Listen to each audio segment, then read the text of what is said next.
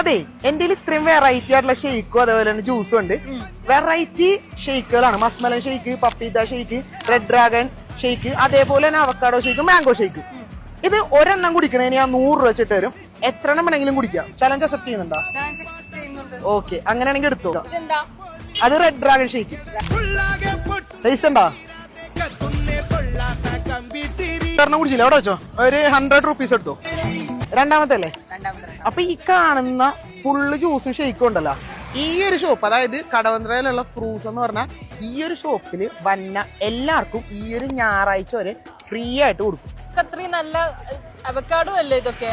ഇത്രയും നല്ല സാധനങ്ങളൊക്കെ വെറുതെ എല്ലാവർക്കും കൊടുക്കും, ഫ്രീ ആയിട്ട് കൊടുക്കും. ഈ ഞായറാഴ്ച വരെ ഫ്രീ ആയിട്ട് കൊടുക്കും. നഷ്ടല്ലേ? കമ്പനി കഷ്ടമാണ്, പക്ഷെ കുടിക്കുന്ന ആൾക്കാർക്ക് എന്തായാലും ലാഭമാണ്. അത് ലാഭമാണ്. കുടിക്കട്ടെ, കുടിച്ചോ.